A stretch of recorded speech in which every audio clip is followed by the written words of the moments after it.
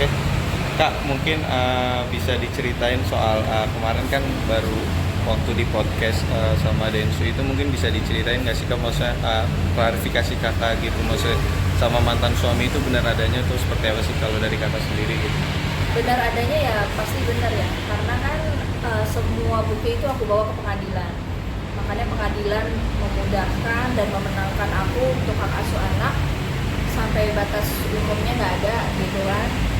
Kalau misalkan aku klarifikasi itu, tadinya aku nggak mau nulis statement apa-apa gitu loh, karena aku kalau dihujat sih nggak masalah ya Kak gitu. Dihujat berhari-hari nggak masalah, cuman yang aku sayangkan di sini kan kalau udah kena anak dan orang tua gitu loh. Seharusnya maunya aku itu dia memberi statement, iya kami bercerai, tapi ini karena salah pribadi saya, jadi jangan menghujat atau menghakimi mantan istri atau anak. Itu sih maunya aku gitu. Tapi permasalahan itu udah berjalan berapa lama, dari kapan? Masalah yang mana? KDRT. KDRT semua Dari awal nikah. Dari awal nikah. Dari awal nikah. Kenapa? Dari awal nikah. Kenapa baru diceraikan? Aku kan nggak ada buka apa-apa, ke keluarga pun aku nggak ngasih tahu gitu. Semuanya aku tutup rapat kan. Semuanya aku tutup rapat. Kenapa aku buka segala macam? Karena anakku dapat dampaknya nggak baik. Dia punya ibu tuh yang begini, punya ibu yang aku nggak mau itu melekat ke anak aku gitu. Jadi aku menjabarkan ada apa dengan rumah tangga aku selama ini gitu loh. Tapi yang kabarnya dia sakit ininya gara-gara mabuk-mabuk itu benar? Ya benar, kayaknya semua warga Malang banyak yang tahu deh. Benar itu benar gitu. Aku kan nggak mungkin mengiyakan tapi nggak ada bukti. Aku ada bukti semuanya gitu. Kak, tapi kalau yang hubungan yang soal alami KDRT itu benar adanya berarti Kak? Kalau KDRT benar. Sudah berapa lama mungkin Kak kamu kenal? KDRT dari awal nikah juga ada. KDRT-nya berupa apa Kak mungkin Kak? Kalau di awal nikah aku dicekek ya pernah, ditendang pernah, dipukul pernah kan? Tapi sempat melaporkan ya sih kan? Nggak ada niatan aku melapor karena nggak ada pikiran buat cerai. Nggak ada keinginan buat cerai, mikirin cerai tuh nggak ada. Mungkin yang bikin kakak tetap bertahan nih, apa Karena alasannya? anak, otomatis anak aku. Jadi maksudnya kondisi aku gimana pun ya pokoknya aku utamain anak. Karena aku nggak mau anak. Aku tahu anakku udah luka gitu, aku nggak mau aku tambah beban mereka, aku nggak mau. Tapi kan cerita kakak nih udah tersebar banyak nih, mungkin semenjak di podcastnya Kodensu gitu kan. Mungkin alasan kuat kakak menceritakan semuanya di situ apa sih kak? Aku menceritakan ya itu karena aku nggak mau sampai dampaknya kena ke anak dan orang tuaku. Orang tuaku dibilang mendidik anak gagal lah apa segala macam, padahal orang tuaku sangat baik kok gitu, dikenal di baik juga gitu. Mungkin sempat katanya terlilit utang ya kayak. Aku sama Ega terlilit utang iya, karena kan dari 2017 nggak ada pemasukan, semua putus kontrak gitu loh. Makanya kalau netizen bilang aku nggak tahu diri lah apa, orang dari 2017 sudah nggak kerja dan aku masih bertahan sampai 2023 gitu loh. Kak mungkin maaf sebelumnya Kak, caranya Kakak untuk bertahan hidup itu mungkin apa yang dilakukan sama Kakak sendiri sih, atau dari dari 2017 itu kan aku pernah jualan keripik, pernah jualan ceker, dan pokoknya apa yang bisa aku lakuin gitu. Pokoknya aku nggak mau istilahnya Ega kepikiran stres gitu. Aku pengen tuh pada saat itu tuh dia fokus sembuh aja gitu loh. Fokus sembuh aja, maksudnya dia mau berobat kemanapun tinggal bilang aja, nggak usah pikir uang itu dari mana apa segala macam. Tapi nggak ada support mungkin dari selain dari penghasilan kakak sendiri untuk penyembuhan, itu ada support dari atau dari pihak lain mungkin? Untuk penyembuhannya Ega? Nah. Support ya pasti dari keluarga ya. Oh. Support pasti dari keluarga. Kalau dari teman ya paling yang deket-deket aja ya, teman dia ya paling Andri Tani, Ramdhani itu aja. Mohon maaf soal KDRT tadi, berarti kakak mengalami saat sejak masih mengandung gitu Dari awal nikah berarti pas lagi hamil ngalamin juga nggak? ngalamin, karena kan waktu hamil itu dia pun masih minum gitu loh. Pokoknya adanya KDRT itu kalau aku melarang dia minum. Oke, berarti kan Kakak juga mengungkap katanya Kurnia Mega juga kecanduan alkohol juga ya Kak ya? Iya dari 18 tahun. Oh dari 18 tahun berarti. Itu pengakuan dia sendiri ya. Karena kan aku 18 tahun yang lalu gak kenal dia juga gitu. Tapi dia mengakui. Pada saat bersama Kakak sendiri mungkin sesering apa gitu Kak seorang Kurnia Mega mengkonsumsi minuman keras sendiri sepengetahuan kakak gitu?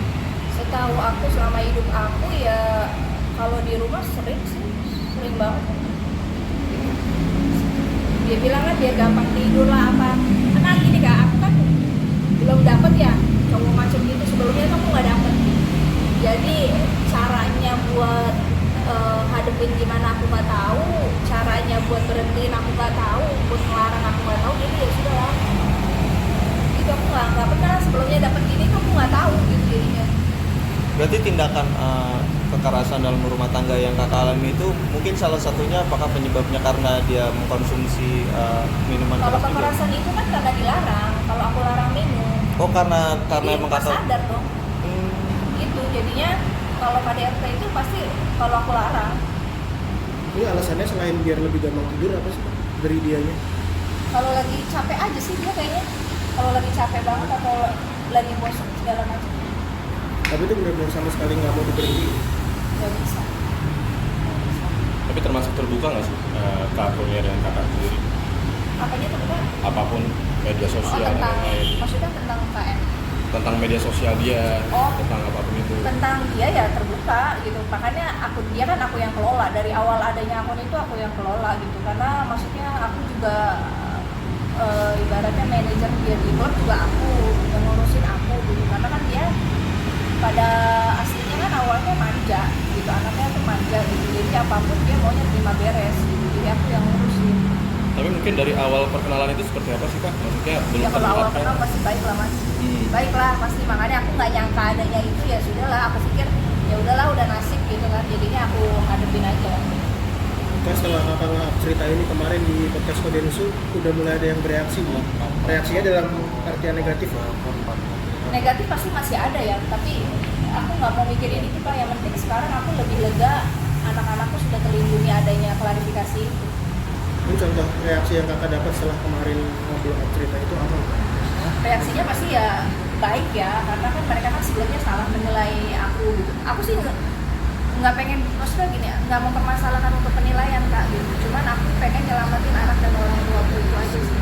Kalau dari pihaknya Aiga, udah ada yang Reaksi menghubungi kakak? belum. Kak soal yang katanya mau ayah kakak sendiri mau ngejual aset sampai 40 M itu demi kesembuhan Ega, mungkin seperti apa sih Kak? Kan sudah diungkap juga tuh kemarin dari ayah kakak sendiri gitu, mungkin bisa diceritain nggak sih Kak? Iya, jadi orang tua aku kan memang ada buat pribadi gitu kan. Nah itu sebelum-sebelumnya kita berobat kan udah kemana-mana ya, udah banyak gitu ya ibaratnya. Terus kayak orang tua belum putus asa nih, cobalah kita ke Penang gitu. Niatnya mama tuh mau ganti mata atau apalah, pokoknya apapun dilakuin lah gitu upayanya gitu.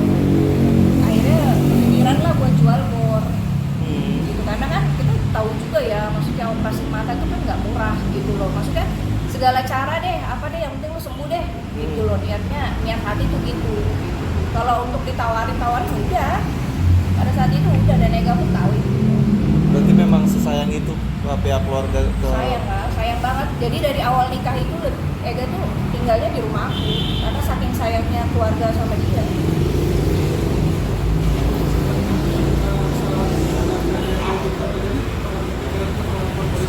Gak ada. Aku nggak pernah sedikit pun kebesit buat lapor polisi nggak. Karena ada anak gitu. Aku nggak mau anakku punya bapak narapidana. Jangan, amit-amit kalau gitu. Enggak lah. Kak, soal dugaan ayah kakak sendiri katanya pernah memergoki Kurnia Mega ini, katanya pernah minum, Ya, itu benar awalnya. atau nggak sih Kak? Itu awalnya alasan bercerai itu gitu, awalnya kenapa sampai harus berpisah tuh itu gitu. Karena kan selama ini aku tutupin semuanya kelakuan dia ke aku tutupin ya kan, sampai akhirnya suatu kejadian papaku mergokin sendiri gitu. Makanya aku juga bingung, biasanya dia minum itu cuma sampai jam 3 pagi, ini sampai jam 7 pagi, pas banget papa ke rumah dan dia nggak kunci pintu. Jadi lah kejadian itu aku nggak bisa bela karena posisinya aku sama anak kan dikunci di dalam kamar. Terus bener nggak sih Kak yang katanya sampai ngusir Kak Ega sendiri gitu? Bener Iya, atau? ngusir karena kecewa mungkin ya, kayak maksudnya kaget, dia lebih ke kaget aja gitu loh. Maksudnya anak yang gue bela selama ini istilahnya, dan dia lebih kaget, oh ternyata anak gue tuh selama ini gak baik-baik aja gitu. Ya wajar lah orang tua kayak gitu ya, maksudnya kayaknya orang tua dimanapun pasti akan bereaksi kayak gitu deh gitu. Karena kan nggak sebentar aku berumah tangga Kak, dan dia baru tahu itu gitu loh. Mungkin ungkapan kekecewaan apa ayah kakak kepada kakak sendiri saat melihat kejadian tersebut gitu? Marah Kak, kan sampai tendang botol itu, dan salahnya Ega tuh malah lari, malah menghindar dari papan. Ditinggal lah tuh temennya, ditanya lah itu minuman apa, dia bilang jamu, terus dicium sama papa, taunya alkohol. Marah lah di situ. Aku nggak tahu persisnya gimana, karena kan posisi aku di dalam, aku cuma dengar cerita apa dan aku dengar bising dari luar gitu loh, ada apa. Nggak mungkin juga aku mau ngelindungin Ega tapi aku di dalam kan nggak bisa juga gitu. Makanya aku nunggu dia buka itu dulu, buka kamar. Oke. Kak, mungkin untuk saat ini hubungan antara Kurnia Mega dan juga anak kakak sendiri mungkin seperti apa sih Kak? Kalau hubungan sama anak aku nggak pernah mau merusak Kak, karena gimana pun itu bapaknya gitu, karena gimana pun itu ayahnya, aku nggak pernah mau merusak. Kalau Ega kapanpun mau ketemu anak silahkan, tapi kalau anak itu nggak mau, aku nggak pernah bisa maksa gitu, karena anakku yang pertama ya memang udah terluka gitu loh ibaratnya. Maka tadi sempat dikunci dari luar ya Kak? Iya. Itu alasannya kenapa sih kok bisa dikunci? Karena biar anakku nggak tahu kelakuan bapaknya gitu. Aku nggak mau anakku kecewa gitu, maksudnya kayak pikirannya oh semua laki tuh gini gitu pada nantinya gitu ya. Aku nggak mau kayak gitu, pokoknya aku mau orang tuh ngeliatnya baik aja. Itu dikunci dalam kakaknya juga sama anak-anak? Iya, atau seperti apa? iya, karena kan aku tidur sama anak-anak di dalam. Kak, sorry semenjak Mas Ega kehilangan penglihatan itu berarti dari awal emang vonis dokter emang karena alkohol ya, nggak ada yang soal santet-santet itu ya, itu buat penebasan aja bukan? Iya, jadi ada beberapa dokter yang bilang kayak gitu. Ada yang bilang pembengkakan saraf, ada yang bilang sarafnya sudah tidak berfungsi karena terkontaminasi alkohol, apa segala macam. Kenapa dia memberi statement istilahnya diguna-guna atau itu? Ya karena menurut dia fisiknya sehat, gitu loh. Itu yang sulit dia pahamin. Fisik gue sehat, kenapa kok bisa karena alkohol mata gue nggak ngeliat? Padahal kan di luar sana juga banyak ya kayaknya ya, maksudnya karena alkohol jadinya gitu. Itu vonis kebutaan karena alkohol itu dari tahun berapa? Dari tahun 2017 itu juga atau? Kayaknya waktu ke Jakarta Eye Center juga dikasih tahu ibu deh. Terakhir itu ya sama dokternya Kak Erik. Tahun berapa itu? Dokter Erik tahun kemarin juga itu. Kak, mungkin boleh dijelasin lagi Kak, mungkin cerai kemarin itu di tahun berapa sih Kak? Tahun 2023 Februari 2023 tanggalnya aku lupa. Ya itu yang menggugat siapa Kak? Aku yang menggugat karena sedih aja Kak, pas lahiran aku nggak ditemenin ya kan, yang azanin papa gitu. Padahal aku udah minta, saat itu aku udah minta temenin lahiran segala macam. Jadi ya sudah, jadi selesai lahiran aku urus. Oke. Kalau dari pengadilan ya, kalau dari aku cuma memikirkan hak asuh anak aja sih saat itu. Tapi kalau dari pengadilan ngasih itu harus kasih nafkah anak 6 juta setiap bulan. Tapi belum pernah Kak. Dan aku nggak memaksa itu sih gitu. Mungkin karena kondisi dia dan keadaan dia, aku nggak pernah nuntut itu gitu. Maksudnya dia masih ingat anaknya aja, aku udah syukur. Misalnya kayak rezeki anak, aku percayalah dari mana aja. Oke. Oke. Kak, mungkin dengan kakak menceritakan mungkin di podcast Kodensu itu membuat kakak jadi lebih terbebani atau malah lepas Kak, malah lebih Di ringan? satu sisi jujur Kak, di satu sisi aku sedih. Pada akhirnya aku harus kayak gini, aku harus melakukan ini, aku sedih ya. Dimanapun itu pernah jadi orang yang baik buat aku, pernah jadi imam aku. Di satu sisi aku sedih lah, aku nggak ada niat sama sekali buat matiin namanya atau apanya gitu. Aku di sini cuma mau meluruskan ada apanya. Pada intinya gitu kan. Maksudnya kenapa aku begini? Ini pun juga udah atas perizinan orang tuaku dan anak-anak lo kok izin dulu kok anak-anak gitu loh. Jadi anak-anakku bilang ya sudah lah Mam, kasih tahu aja gitu, biar jadi orang jangan nilainya mami yang begini gitu. Tapi sebenarnya kakak melakukan itu dalam rangka apa kak? Dalam rangka apa? Nah, maksudnya tujuannya? Itu memberi klarifikasi pada saat aku dan anak-anak terkena dampak yang karena statement dia. Oke. Oke, cukup. Oke. Kayaknya itu aku berusaha dan berdoa selalu, anak-anak juga doain supaya sehat, supaya cepat bisa pulih kembali, supaya menjadi pribadi yang lebih baik ke depannya. Pokoknya di sini garis besarnya aku mau minta maaf atas kegaduhan yang aku buat. Nggak ada maksud apa-apa, aku cuma mau selamatin anak, mau selamatin orang tua, mau meluruskan apa yang ada, itu aja tujuannya. Oke. Thank you.